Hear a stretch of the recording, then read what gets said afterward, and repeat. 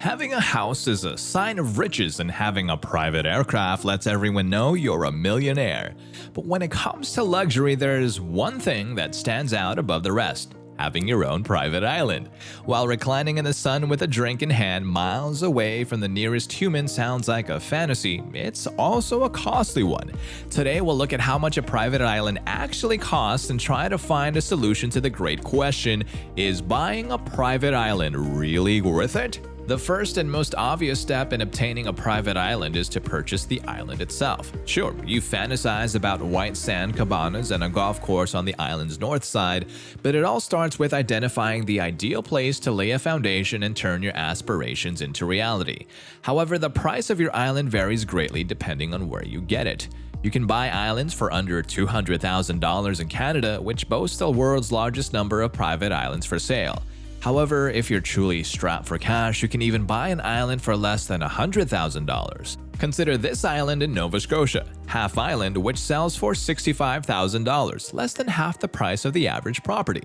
This 6-acre island, which is less than a mile from the mainland, is available for purchase, but there is a catch. Sure, $65,000 is enough to buy your own little piece of heaven for the summer.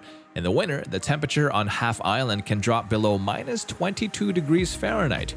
The island is only practical to live on during the summer, and even then, obtaining supplies can be difficult when considering a private island. You're probably not picturing frigid, remote areas. Instead, you're picturing beautiful beaches and palm trees, where flip-flops aren't considered formal wear. You're probably thinking about the Caribbean, which is made up of thousands of islands with rolling hills, pristine beaches, and turquoise waters. The Caribbean is a beautiful place to build your tropical paradise, and there are many islands to choose from. Surprisingly, neither the pricing nor the selection are overwhelming. If you want a smaller, more distant piece of land, an island can be purchased for between $1 and $3 million. However, if you're searching to buy a larger island in one of the Caribbean's most attractive places, prices might range from $30 million to $100 million. The Exumas, Abaco Islands, and Berry Islands are just a few of the popular island chains. These chains of islands in particular have a benefit that distant islands do not. They're close to larger towns and cities, making it easier for visitors and owners to get around.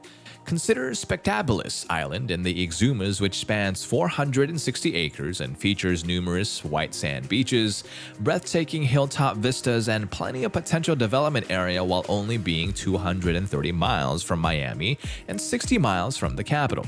It's pricey, but it's easy to get to, and it comes with the extra plus of being able to claim, "Yes, I own an island in the Exumas." Then there's Little Ragged Island, a 700-acre island advertised for $35 million. It nearly doubled the acreage for half the price compared to Spectabilis, and that's not all. There are 2 ponds on Little Ragged Island, so you may drink fresh water. It has a total shoreline length of 30,000 feet, or around 5.6 miles. Because the 110-mile-long jagged island chain is incredibly underdeveloped, with only one little settlement with a population of 72 people, you'll have the entire 5.6 miles of shoreline to yourself. In other words, if you want to go to a local nightclub or dine at a fine restaurant, this island may not be suitable for your needs. All of the islands we've looked at have something in common, regardless of price or location. They're underdeveloped, which may not seem like a major concern at first. If you have enough money to buy a private island, you shouldn't have any trouble constructing a house on it, right? No, not at all. You're not just paying for land to build a house on when you buy a private island. There's a lot more to it than that. To begin with, you must determine whether you may build on an island. Some areas, such as the Caribbean, have strict environmental rules limiting construction due to the region's delicate ecosystem. Then, before you make any changes to the island you've purchased, you'll need to do an environment impact study, which isn't cheap. You'll have to spend at least $50,000 on it. These rules are also popular in Canada, where endangered animals may live on lake and ocean islands. After all, you wouldn't want to kick out lovely tiny animals, would you? In Ontario, you can only build if the island has more than an acre of buildable land. It means that buying a tiny island for the price of a monthly wage isn't truly worth it unless you plan on investing in the costly environmental study that must be completed before construction. There are dozens of environmental restrictions that will raise the cost of your construction. To safeguard the pristine lakes and oceans, things like how you collect water, generate electricity, and access to island are heavily restricted.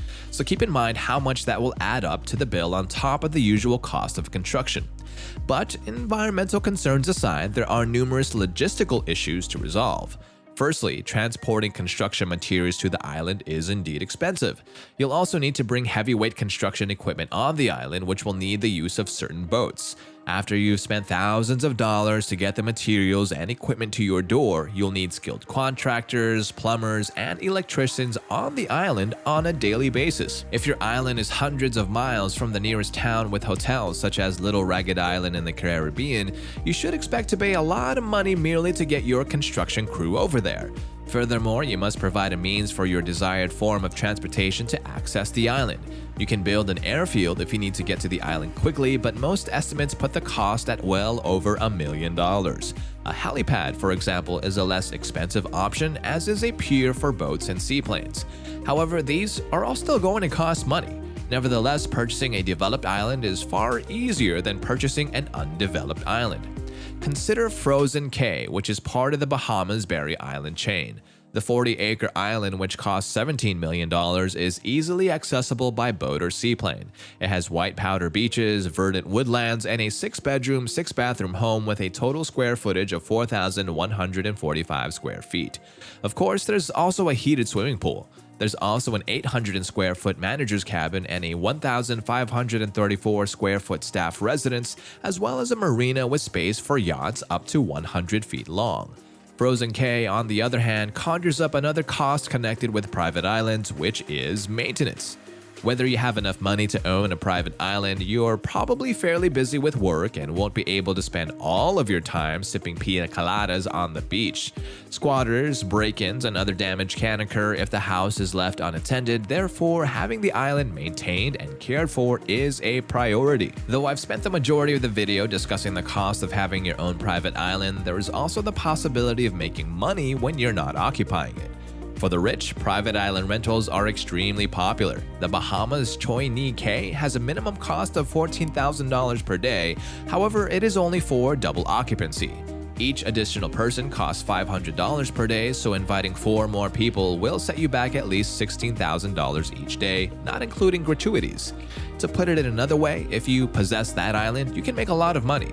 Choi Ni Cay will bring in at least $5 million if it is rented out merely as a double occupancy at the lowest rate for every day of the year. There's the added benefit of extra revenue that comes with having a private island, but I'd be remiss if I didn't highlight the other advantages of owning a piece of paradise. It's a thrill unlike any other to have your own escape miles and miles away from the nearest person. Waking up and heading down to your own beach, sipping wine on your balcony, overlooking the ocean in your underpants if you want, because it's your island and you decide the rules.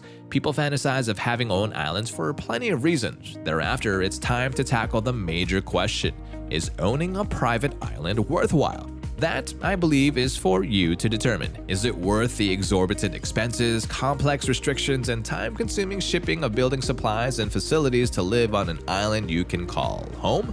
What are your thoughts? What would you call your own private island if you owned one? Tell us in the comments section below. And if you enjoyed the video, please give it a thumbs up, subscribe, and turn on the bell symbol to receive notifications when we upload new content.